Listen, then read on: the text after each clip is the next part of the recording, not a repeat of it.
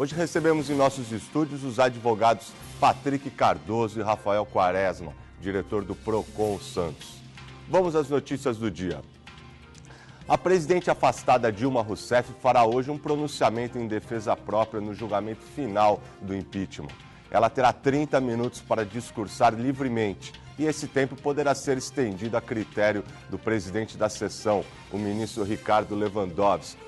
Depois da fala, Dilma vai ser interrogada pelos senadores, mas vai poder escolher se responde ou não às perguntas.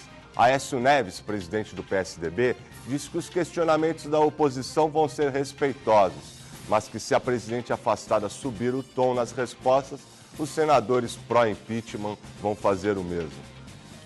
Senhores, temos um dia histórico se iniciando hoje, né? Eu não sei o pensamento de vocês, mas eu acho que apesar da nossa democracia ser uma democracia jovem, nós já tivemos algumas experiências de gente grande, se é que podemos dizer assim.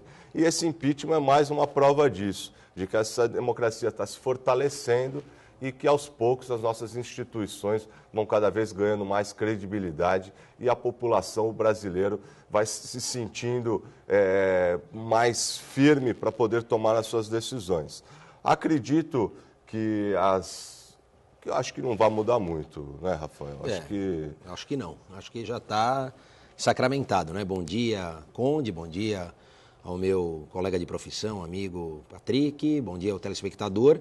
Eu penso que é só um rito ali que precisa ser verdadeiramente cumprido, porque o resultado, até mesmo a presidente e os seus ainda aliados já conhecem de antemão, né? Então, é um cumprimento ali ritual do que determina a lei.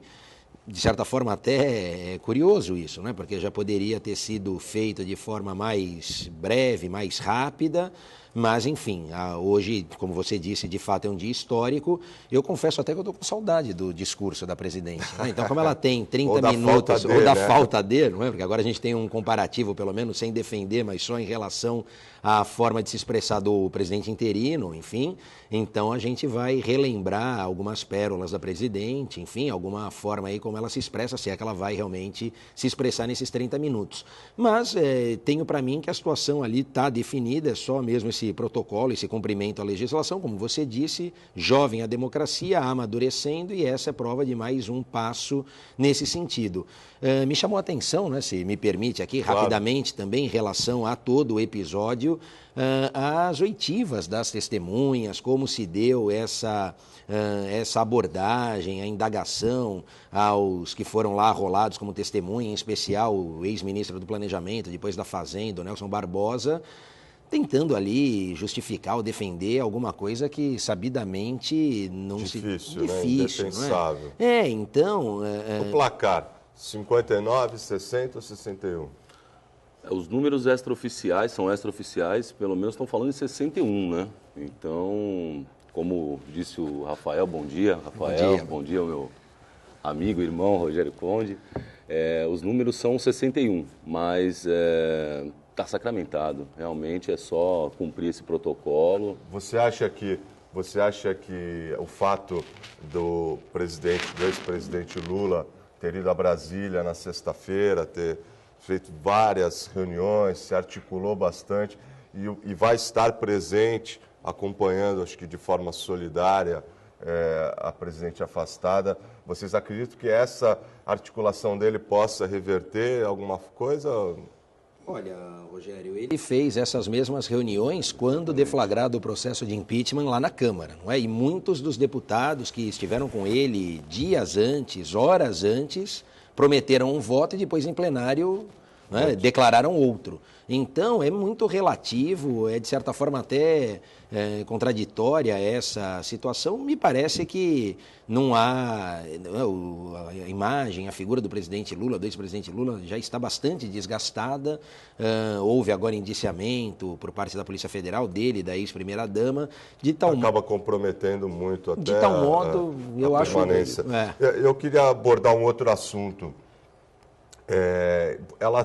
Ela tem constantemente, sempre que existe uma oportunidade, batendo na tecla do golpe, que alguns entendem como golpe, outros entendem que o processo se deu da forma correta. Enfim, vocês acreditam que se ela vai manter no discurso dela essa questão do golpe? Porque eu andei lendo, né, em vários artigos, principalmente algumas no estado de São Paulo, alguns senadores, alguns atores políticos diretamente envolvidos nessa sessão histórica, dizendo que esperam que ela não continue nesse sentido. Se ela continuar batendo na tecla do golpe, eles vão ter um tom diferente, talvez até um pouco mais hostil à presença dela. Vocês acham que ela vai ter essa inteligência emocional, esse equilíbrio para não bater na tecla do golpe, Patrick? Eu, sinceramente, eu acredito que não. Eu acho que a tese da defesa sempre foi esse e não vai mudar agora.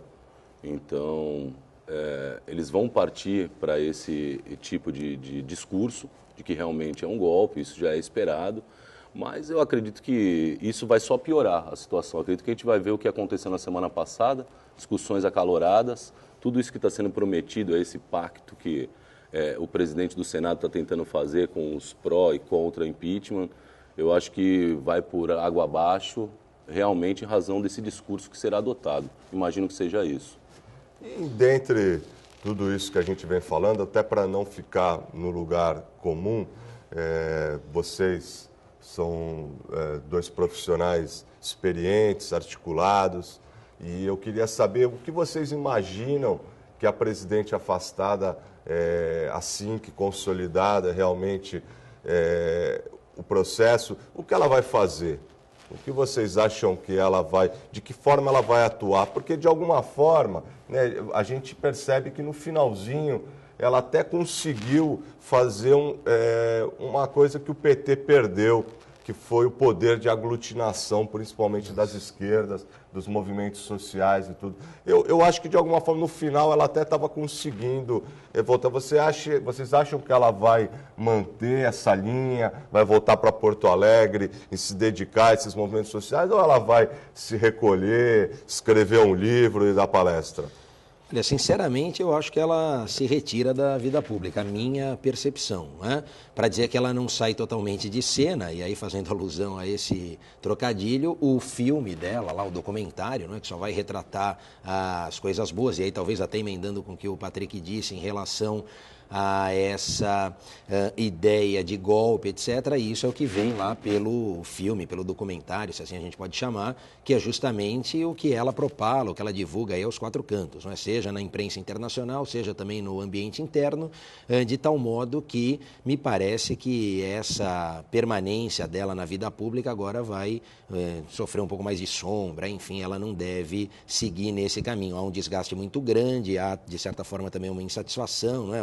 Uma derrota por parte dela, com o que eu particularmente acredito que haja uma mudança aí de como conduzir tudo isso por parte da presidente Dilma.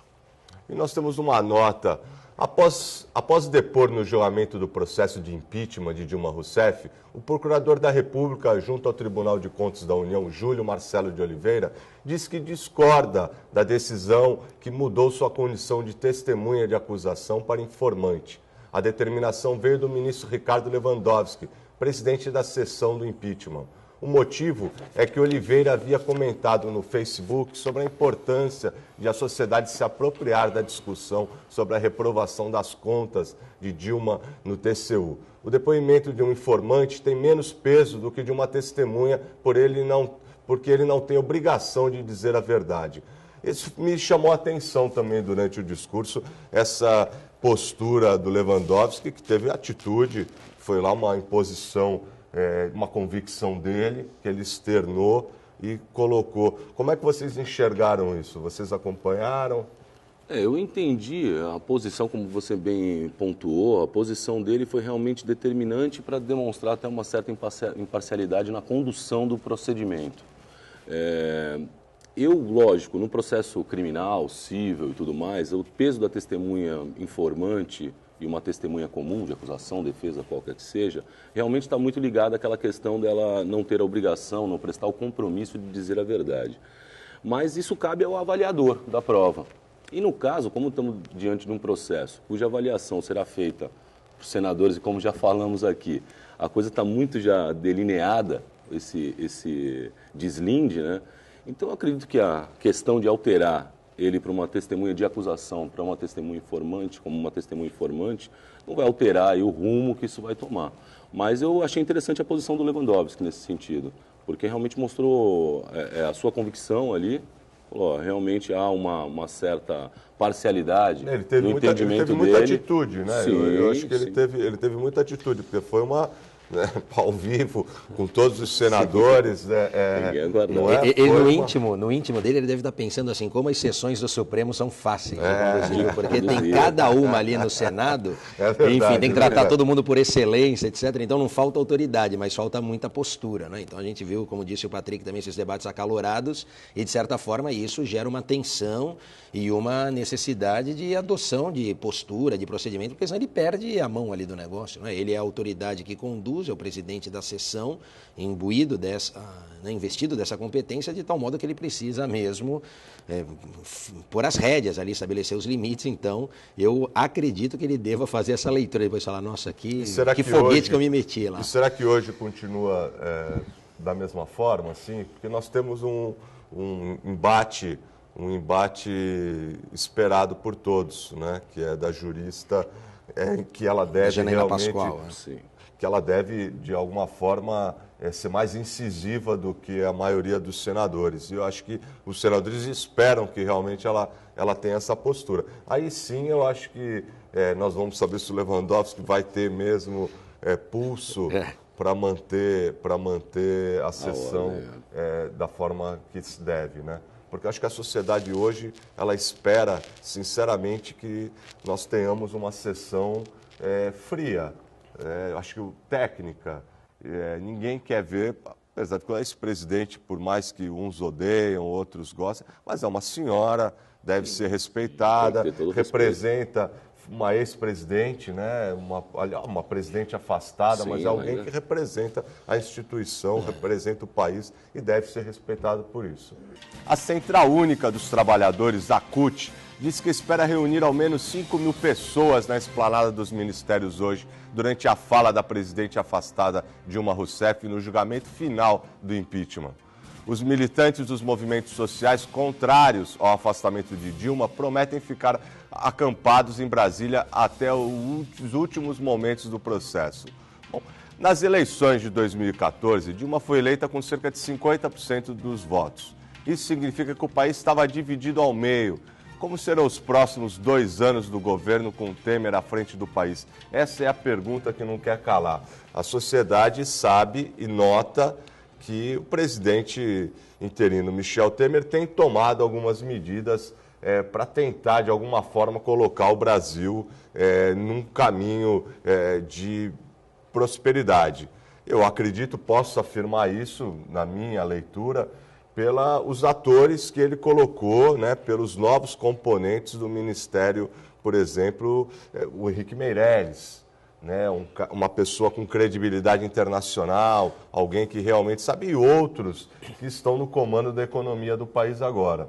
As medidas precisam de austeridade, algumas são impopulares, né, nós precisamos de reformas importantíssimas a serem feitas, né, a reforma da Previdência, que já deveria ter começado.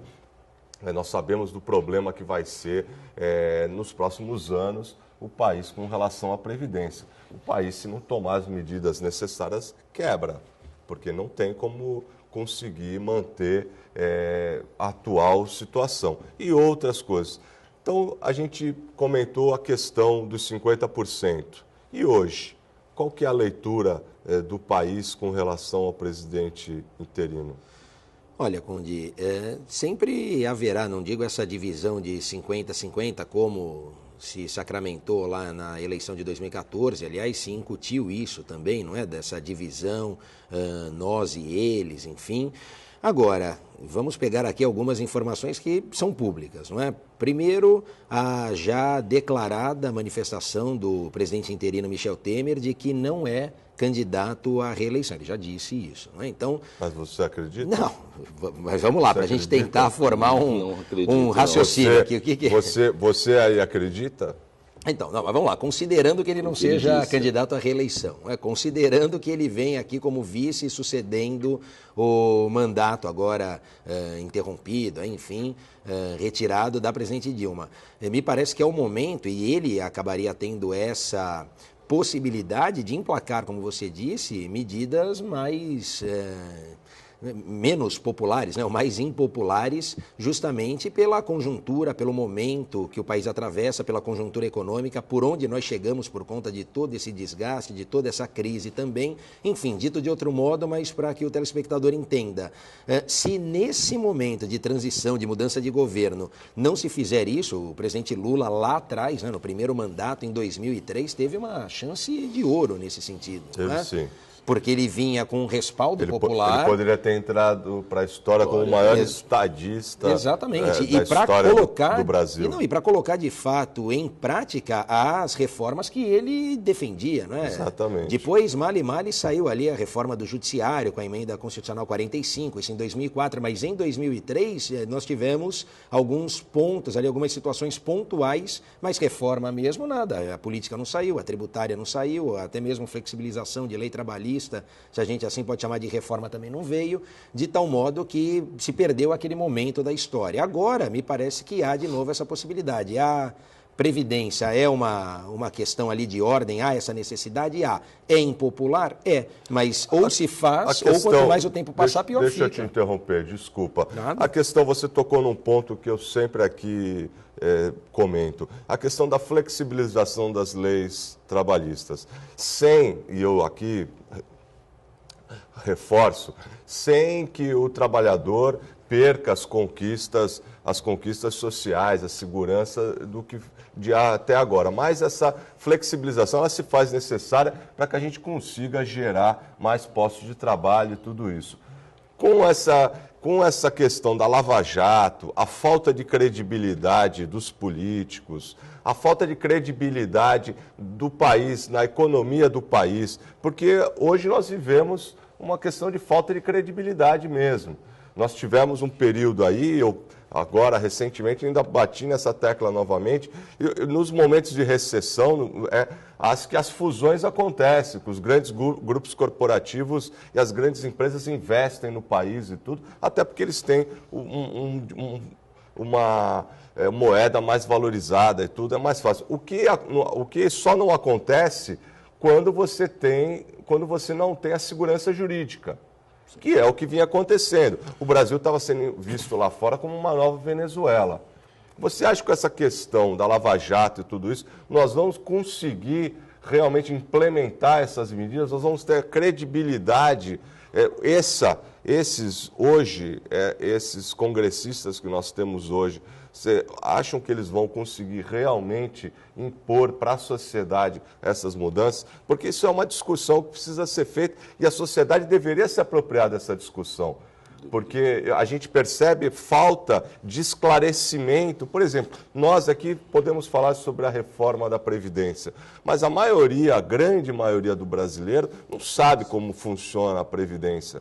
Vocês acham que nós não deveríamos forçar mais os nossos parlamentares para que a gente faça uma campanha de conscientização, tudo? Porque credibilidade nós não temos, no meu entendimento. A classe política não tem. Nenhuma. Eu não sei Hoje, o que vocês...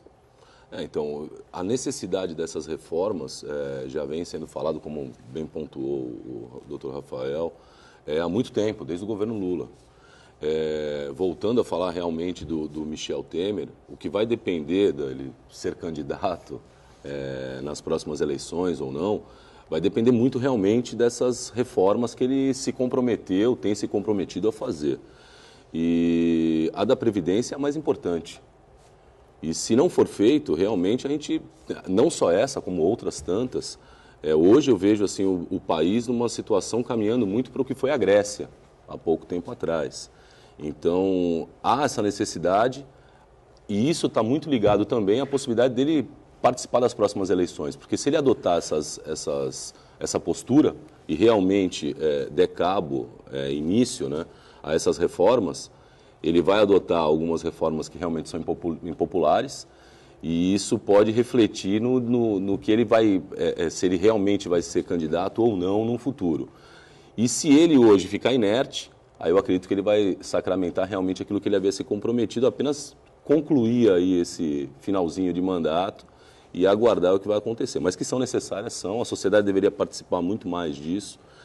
Há uma dificuldade hoje da cobrança desses parlamentares com relação também a isso, porque a reforma da Previdência, por exemplo, ela vai contar com uma oposição muito forte dos movimentos da CUT, realmente, dos sindicais, dos movimentos sindicais. Vocês acham, e você acha, Patrick, que esses movimentos sociais, os sindicatos, principalmente, muito fortes, ligados a movimentos importantes e tudo, vocês acham que eles podem ter uma mudança de postura, se entenderem necessário, ou vocês acham que a postura é uma postura mais política, de oposição, enfim? O mundo se globalizou e os países de esquerda são poucos os que mantiveram uma linha social forte assim. Eles se adaptaram a uma realidade. A gente percebe hoje os países se adaptaram. Os que procuraram manter fiéis os ideais. aos ideais quebraram. Né? Não tem hoje uma economia fraquíssima e tudo. Vocês acham que esses movimentos sociais no Brasil eles vão ter essa sensibilidade e ser um pouco mais flexível com relação à negociação com o governo para que essas mudanças saiam? Tanto a flexibilização das leis trabalhistas, como a reforma da Previdência e outras? O que se espera desses movimentos realmente é isso. É que, infelizmente, há algum tempo já, há uma ligação muito forte desses movimentos com determinados partidos e tudo mais. Então, a gente se viu muito aí, como hoje. Eles vão se instalar hoje, durante a fala da presidente. Pequeno acampamento. Então, acho que não deveria ser essa a preocupação de fazer a defesa da presidente. Eles deveriam estar preocupados com outras coisas e assim, foi o que eu falei, a gente espera muito desses movimentos realmente isso.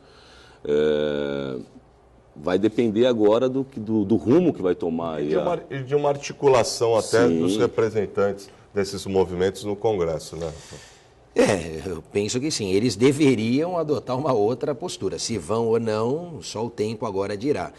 Com relação ao que falamos aqui, o ponto que você tocou da flexibilização de lei trabalhista, reforma da Previdência, etc., me parece que há a necessidade de desmistificar tudo isso, não é? Quer dizer, de realmente chamar a população... Para isso precisa de um esclarecimento para a população. Claro, mas na verdade chamar a população, sobretudo os trabalhadores, para pôr as cartas na mesa e dizer realmente como a situação está. Veja só, num país que a gente tem mais de 10 milhões, acho que são 12 agora por cento de desempregados. Então, se a gente pegar a população economicamente ativa, dá mais do que isso efetivamente. Se num momento desse você não trouxer à tona a discussão uma questão importante dessa que depois nós sabemos que os movimentos aqui eles são cíclicos, não é? Então, quer dizer, com a economia aquecida, de certa forma com uma sobra de emprego, aí você não vai conseguir mexer nisso. Em tempos de vacas magras, não é? Crise... Os próprios planos de transferência de renda, aquela coisa dos Bolsa Família, aqueles planos de incentivo, eles precisam ser revistos também, né? Sim. E a sociedade, se não souber exatamente do porquê que a conta no final não fecha, ela se sente simplesmente traída, né? Ela fala, vocês estão me enganando, deram e agora estão tirando. Então, eles precisam ser revistos justamente por isso, né? Porque também é um período que se cumpre e não há algo ali que fique ad eterno, ali que fique para sempre, né? Então, essa também é uma ideia que se faz, não é? Uma ideia que se vende e que não prospera, e não é por aí. Quer dizer, você tem em programas sociais, de certa forma, depois uma descontinuidade natural, porque aquelas pessoas que precisaram da mão do Estado, que sofreram aquela ajuda, receberam aquele auxílio, agora conseguem caminhar pelas próprias pernas, não é? Então você dá o peixe, mas ensina a pescar, e não fica se sempre... perpetuar na dependência. Exatamente, porque aí a conta não vai fechar nunca, Conde. Esse é o ponto, quer dizer, a conta não vai fechar nunca. E em relação a leis trabalhistas, trabalhistas, há uma dicotomia, aí essa necessidade. Você precisa realmente deixar claro que não se trata de supressão de direitos conquistados, mas de uma adequação ou de uma modernização da lei. A gente fala tanto de lei, né? Quer dizer, a CLT de 1º de maio de 43, lá do Getúlio, a realidade econômica, a industrialização vindo para o Brasil, quer dizer, era um outro cenário. Hoje, você precisa adequar. Todas as leis se alteram e, na verdade, se atualizam, por que com essa seria diferente? Né? Então, é esse o ponto que tem que fazer, tem que trazer, até porque ali você chega numa questão interessante, né? E aí trazendo um pouco para a minha área lá, que é o direito do consumidor, que é o direito do trabalho com o direito do consumidor, eles são ali ramos co-irmãos, vamos dizer, né? Os dois têm um grande apelo social e, portanto, protegem uma das partes que é mais fraca. Lá no trabalhista, o trabalhador, no direito do consumidor, ou na área consumerista, o consumidor. Agora, é importante você verificar quando e se há mesmo, de fato, essa necessidade. Nem todo consumidor precisa de uma proteção como o hipossuficiente vulnerável, que é o rotulado pelo Código, e nem todo empregado precisa dessa proteção. E pior, quando você vai falar com o empregado em relação a essas situações, às vezes ele se predispõe a adequar e adaptar a relação de emprego ali, porque ele quer o trabalho, ele precisa do emprego. Ou seja, precisa imperar o bom senso sempre. E isso ajuda muito. A concorrência por uma vaga de emprego no Brasil aumentou e retornou aos níveis de 2009. Na passagem de junho para julho, houve queda de 12% no índice de vagas por candidatos, influenciada acima de tudo pela redução do número de vagas. No acumulado de 2016, o retrocesso foi de 31% na comparação com 2015. O número de novas vagas de emprego caiu 11% em julho, o que quebrou uma sequência de 4 meses de alta. Bom, a gente fica... Esse infelizmente é uma nota para ser dada, mas que com muito pesar, né? A gente percebe um incremento na economia, a gente percebe algumas mudanças, o sentimento de página virada na sociedade ganha força, mas não é exatamente no mesmo momento em que o emprego volta. Bom, resumindo, eu acho que nós estamos vivendo o reflexo de movimentos equivocados lá atrás. Eu acho que o governo passado tomou decisões realmente equivocadas, se movimentou no mercado internacional de forma muito mal. Por quê? Porque escolheu parceiros errados, né? O Brasil centralizou o seu comércio exterior com países que pouco agregam ou que nada agregam à nossa economia. Acabou centralizando e fechando comércios importantes, que tinham relações importantes com países da Europa, com os próprios Estados Unidos e tudo isso. Então, eu acho que hoje essa falta de emprego é um reflexo dessas decisões todas equivocadas que poderiam... Nós perdemos agora, para ser mais contundente ainda, acho que nós perdemos nos últimos 20 anos boa parte da nossa indústria. Ela acabou se sucateando por falta de investimentos, né? Nós tivemos aí essa parte de logística, o Brasil não investiu na malha ferroviária como deveria. Nós temos os portos hoje, muitos deles, não digo sucateados, mas faltando investimentos estruturantes importantes, né? Eu acho que o desemprego é um reflexo disso, né, Patrick? Com certeza. Realmente, na minha opinião, eu acredito que seja um consenso, o desemprego hoje está muito ligado a tudo que foi feito pelo governo anterior. Foi muito mal, né? Foi muito mal. Ele não soube aproveitar, como já falamos hoje, eu vejo que não soube aproveitar um momento muito bom que foi estabelecido, longe de querer fazer qualquer tipo de campanha a determinado partido, mas eu acredito que não soube aproveitar aquele momento que foi criado pelo governo PSDB, que estabilizou a economia, e aquela alta que surgiu no país em relação ao emprego, investimentos. A conjuntura internacional que favoreceu bastante. Muito.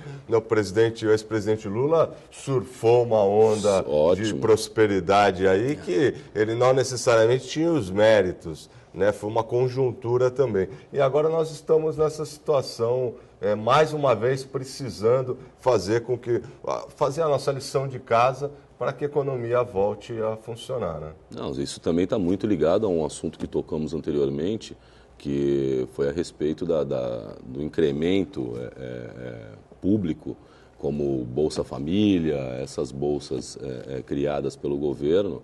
Eu acredito que o governo anterior, ainda atual, né, está suspensa a presidente, mas se pautou muito nessa ajuda aos hipossuficientes e não se preocupou realmente em criar o emprego.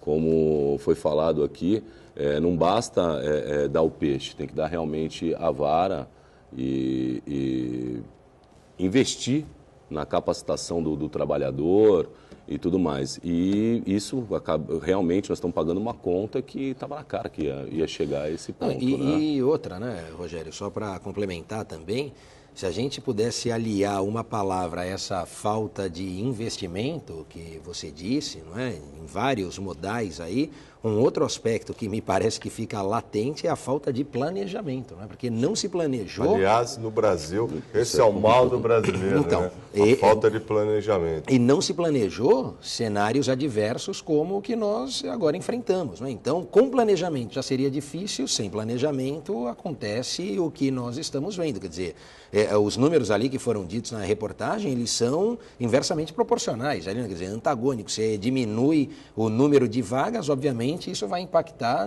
no desemprego ou no número de desempregados, e ali a gente não tem nada mesmo para comemorar, é com muito pesar, porque isso reflete negativamente. E talvez... E só uma coisa, então, você também colocou, para acrescentar o que o Rafael está falando, importante, que é a questão da qualificação, né? Eu acho que nós só vamos conseguir de verdade mudar esse país no dia que nós tivermos uma política de investimento na educação para 2 décadas, para você formar realmente, como fez Coreia, em outros países, você formar uma nova geração de brasileiros. Então, era nessa linha realmente que eu ia, só para concluir o raciocínio, também deixar a reflexão para o telespectador, não é? Porque você vê só o seguinte, de tudo isso, o que é o grande ponto negativo na minha concepção? O estrago que isso vai fazer para o futuro. Quer dizer, a gente fala da questão, né, essa falta de planejamento que repercute, reflete agora, o governo que está se encerrando e aí a continuidade agora pelo interino que vira sucessor, o Michel Temer, enfim, depois uma nova gestão, mas o impacto disso vem a médio e longo prazo. Quer dizer, para a gente recuperar, há um gap aí, um déficit, um atraso, enfim, de 2 décadas mesmo. Quer dizer, o que foi feito, que talvez não tenha sido muito nem suficiente, se perdeu e, além de tudo, a gente retrocedeu. A gente tem um atraso, um delay aí, como o telespectador quiser chamar, que vai ser difícil de recuperar. Então não vai ser um governo, um governante, uma gestão que vai colocar a casa em ordem para chegar onde estávamos, imagina para avançar. Então isso realmente é que causa espécie, é que causa todo esse problema para a gente. Eu acho que só o investimento maciço em educação mesmo, para que a gente faça um planejamento de país para as próximas décadas. Agora, na conjuntura atual, fazendo um paralelo da economia para a nossa região, como que vocês estão enxergando e o que pode ser feito para que a gente aqui na nossa região metropolitana, nós consigamos, de alguma forma, desenvolver, uma vez que nós temos alguns gargalos aqui e também uma limitação, né? Uma limitação até geográfico, nós não temos o polo industrial em Cubatão, aqui Santos, Guarujá é um centro turístico, temos o porto, o litoral sul que pode ser desenvolvido porque tem área para isso, nós temos a questão do imobiliário, enfim, como é que vocês enxergam, o que a gente pode estar fazendo para avançar na nossa região?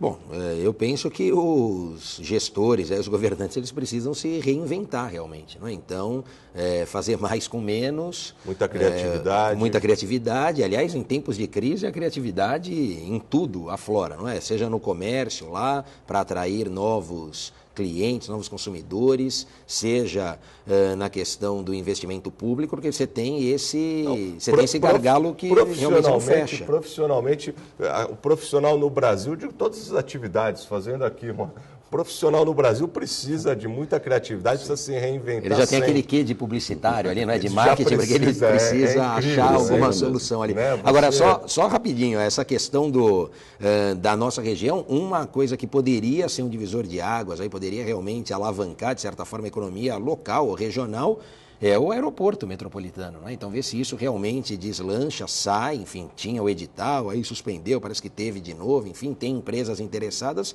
isso vai dar uma outra realidade para o nosso cenário. Ia alavancar muito. Ia gerar emprego direto, indireto, ia movimentar a economia, isso me parece bastante interessante. Vou aproveitar o seu gancho para fazer uma crítica que eu preciso fazer, porque eu não acho a questão da AGEM.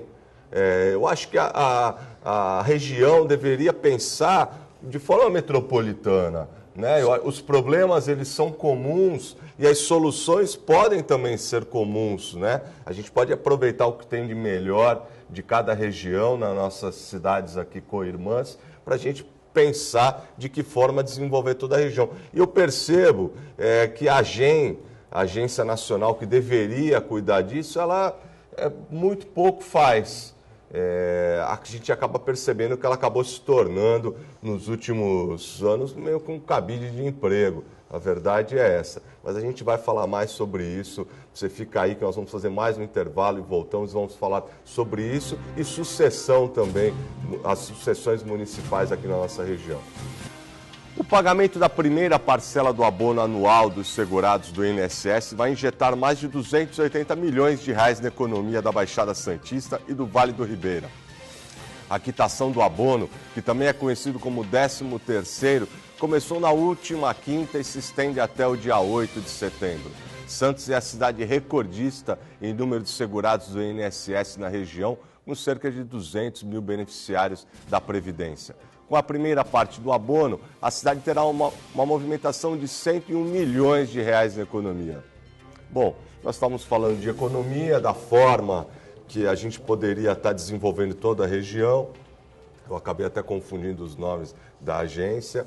E esse abono também é um incremento, é um acréscimo, é mais um recurso que vai estar no comércio, né? Mais problema para quem cuida dos consumidores, porque mais consumo vai haver, mas procurando se ater aqui à questão regional. Nós temos agora uma economia fraca, né, não aquecida, vamos chamar assim, um processo de sucessão nos municípios, né, um processo em que novos prefeitos vão vir, outros vão continuar, enfim, são mentalidades, são formas de trabalho que permanecem. Como que vocês estão enxergando com tudo isso? Hoje, presidente afastada se pronunciando, Lava Jato, economia fraca e agora sucessão municipal. Como é que vocês enxergam esse cenário na nossa região? Patrick, você é um cidadão vicentino. Sim, né? sim. Você está acompanhando o que está acontecendo em Vicente. E Rafael é um santista. Como é que vocês estão vivendo, duas cidades vivendo dois momentos distintos, né? Nós precisamos frisar bem, Sim. Duas cidades bem distintos, né? São realidades hoje completamente distintas. São Vicente, acho que não é... É fato público e É um notório, fato né? público, não é questão de... Mas São Vicente passando por um momento muito difícil, né? O munícipe em São Vicente não tem atendido os seus anseios mais básicos, né? Até pouco tempo atrás, nem lixo estava sendo recolhido. A cidade de Santos foi publicado ultimamente aí pesquisas mostrando índices altos para a equipe que atualmente governa. Como é que vocês estão enxergando a questão da sucessão? Vocês acham, entendem também que vai haver muito voto nulo, muita abstenção? Como é que vocês enxergam o processo, Patrick? Eu como eleitor de São Vicente, foi como você bem falou, realmente a situação em São Vicente é muito ruim, muito ruim. Eu sempre morei em Santos, Eu, na verdade, eu não sou nem nascido aqui na Baixada, eu sou capixaba, mas vim para cá muito novo. Capixaba. Eu sou do Espírito Santo. Capixaba. E então eu me sinto hoje um cidadão da Baixada, mas morei minha vida inteira em Santos e fui morar em São Vicente quando casei. E São Vicente, para mim, sempre foi uma cidade linda, adorava, sempre gostei muito de viver lá. E hoje, realmente, eu vivo numa situação de insegurança em São Vicente. Eu moro numa região ali muito próximo à praia do Gonzaguinha e é difícil na padaria, porque você corre o risco de ser roubado ali. A questão do lixo... A violência é uma questão também. A violência, ela está hoje... afeta a todos, né? Mas em alguns lugares em São especial. Vicente mais, muito mais. Lógico, tem outras cidades aqui da Baixada, infelizmente, que sofrem com esse problema. Como foi dito, Santos, eu acho que é a cidade que está um pouco à frente das demais, até nessa questão, mas São Vicente é complicado. Você bem falou da questão do lixo em São Vicente, era uma coisa que incomodava demais. Passei lá meses vendo o lixo sendo recolhido, não com a frequência correta, e teve um tempo que não havia nem a coleta do lixo, não estava ocorrendo. Então, na esquina da minha casa tinham televisão, sofás abandonados. Fora a questão do canal do Catiapuã, alagando constantemente, a falta de investimentos na área continental. Enfim, tudo, né? São Vicente, a gente precisa fazer tudo. Sinceramente, eu espero, até porque tem um carinho muito grande e uma relação muito estreita com a cidade, eu espero, sinceramente, que o vicentino saiba votar nessas próximas eleições e, eventualmente, tenha êxito aos seus anseios, que é uma cidade como ela sempre deve ser, a primeira cidade do Brasil, precisa ser tratada com mais carinho. E a gente percebe que isso não acontece. Rafael, a situação de Santos é um pouco melhor, né? Você tem, mas também não é perfeita. A gente precisa ainda melhorar os índices, a questão de emprego, de habitação. Nós temos, o Santos é a cidade polo, né, da região, mas também tem os seus problemas, né? Claro, não, longe da perfeição. Aliás, se não houvesse nenhuma demanda ou nenhum serviço reprimido, a gente não precisava mais, então, da administração pública, né, dos poderes legalmente constituídos. Há, de fato, essa necessidade, há essa carência. Me parece que muito foi feito, muito mais ainda se tem a fazer, de tal modo que estes são os desafios para o próximo gestor, para o próximo prefeito e para as próximas gerações. Com relação a esse... Quais as mudanças que você entende hoje mais urgentes para serem feitas na cidade? Pegando o que nós comentamos aqui, não é? Tanto do lixo quanto da saúde. A questão do lixo ela vai impactar diretamente na questão da saúde, não é? Porque saúde pública. Da saúde pública. Então, não adianta eu pensar na construção ou de hospital ou de mais leitos se eu não tenho no recolhimento do lixo algo que vai... a destinação correta. Destinação correta, Nós temos um problema na nossa região, na nossa cidade aqui em Santos também, questão geográfica, da onde fazer o destino correto, não só de lixo, como dos resíduos sólidos da construção civil. Não, porque, veja, Conde, essa questão ela vai impactar na saúde, né? Quer dizer, você vê saneamento básico, recolhimento de lixo, são medidas que afetam diretamente qualidade de vida, portanto, é política pública de saúde, não é? Esse é um aspecto. Outro que me parece também importante é justamente a mobilidade, não é? Então, agora com a questão do VLT, com outras obras nesse sentido, a mobilidade urbana, e aí não falando da cidade A ou B, ou de Santos ou São Vicente, mas falando da região metropolitana de um modo geral, essa mobilidade tende a melhorar, não é? Quer dizer, você tem mais um modal colocado à disposição, mais uma ferramenta de transporte para a população que, de certa forma, vai melhorar um problema comum a todos, não é? Quando você fala da agência metropolitana e dessa solução conjunta, além de resolver o problema de todos, em tese, é uma solução mais barata, porque se cada um tiver que achar... Você planeja, né? Você planeja de forma regional. Então, eu vou investir aqui, lá na frente eu invisto ali, ligo esse ponto a esse. Exato. Enfim, e você trabalha... Questão, por exemplo, nós acabamos de falar da destinação dos resíduos. Então eu tiro dessa cidade, levo para cá, faço uma compensação para essa cidade por receber. Enfim, a gente não vê esse planejamento, né? A verdade é essa. E em tese isso baratearia tudo, né? Quer dizer, deixaria a questão mais em conta para todos os envolvidos. Se cada um tiver que pensar a solução para todos os seus problemas, o custo disso obviamente aumenta. Então, se você tem uma solução conjunta, todos pensando a solução para os municípios envolvidos, isso de certa forma vai baratear, vai também tornar mais fácil essa solução. E vocês estão acompanhando os horários eleitorais? Vocês acham que os candidatos estão com propostas que atendem à expectativa dos munícipes? Normalmente a gente vê muito nas campanhas políticas aquela questão das propostas que se tornam inviáveis sob o prisma legal. Eu vejo Alguns muito. Viajam, né? Muito, se vê muito. E principalmente dos candidatos a vereador, a gente vê umas coisas que realmente fogem da realidade. Mas as propostas estão aí, o que deve haver realmente, o que falta, assim, eu acho que do eleitor, é a cobrança posterior. Porque muito se promete, muitas propostas são feitas. Lógico, passamos aí por um momento de crise, eu acompanhei alguns candidatos falando muito sobre o que fizeram, o que pretendem fazer.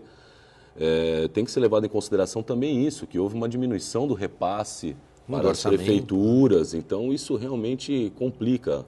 Mas E saber também quais são aqueles que têm o apoio, por exemplo, na esfera estadual, federal, que possam estar trazendo os recursos. Abrir portas e recursos para os municípios. A eleição, você perguntou do programa eleitoral, começou na sexta, então foram poucos os programas, sim, eu vi. Agora, o que você tem ali são as propostas, prestação de contas, né? Então, de quem é o que foi feito, o que pretende fazer, e de outros aquilo que tem por ideia como plano de governo. Você disse antes da questão dos votos, né, nulos, etc., dessa conjuntura nacional no ambiente municipal. Me parece, Conde, aí é uma percepção minha, não é? De que não há tanta essa questão por conta da proximidade mesmo. É lógico, é muito difícil você falar com o governador, com o presidente, mas com o prefeito, de certa forma, você tem um acesso mais próximo, prático, rápido, enfim. Então, isso, de certa forma, acaba também facilitando e ainda permitindo que haja essa credibilidade, que haja, na verdade, esse voto de confiança, né? Então, até pela proximidade, a eleição municipal, ela tem esse diferencial. Eu acredito que não há e não haverá essa onda de votos nulos, enfim. Eu espero sinceramente que não. E espero que você também, nosso telespectador, fique consciente, acompanhe os horários eleitorais, procure levantar a vida do candidato de sua preferência, saber as propostas dele e vote consciente. Vote sabendo que realmente aquele que for merecedor do seu voto irá fazer alguma coisa para você, para o segmento da sociedade em que você atua, enfim. Não seja aquele que chegue na hora, pega o papelzinho embaixo para poder ter uma colinha e volta. Procure participar do processo político na sua cidade. Nós estamos chegando ao fim. Rafael Quaresma, quero agradecer mais uma vez a sua presença. É sempre um prazer tê-lo aqui no programa. Eu que agradeço, é sempre um prazer participar. Já te disse para não me convidar que eu venho, não é? Então, para mim é sempre motivo de muito orgulho, muita satisfação. Um abraço a você, ao Patrick, ao telespectador. Patrick Cardoso, muito obrigado também. Grande advogado criminalista, um prazer tê-lo aqui no programa, primeira vez, espero que você atenda o nosso convite em outras oportunidades. Eu que agradeço, deixo um abraço aqui também para o Rafael, estou debutando aqui hoje e sempre que for necessário estarei aqui para prestar qualquer tipo de esclarecimento que for necessário. Muito bem, e você que nos prestigiou até agora, meu muito obrigado, tenha uma ótima semana e o Bom Dia Baixada volta amanhã.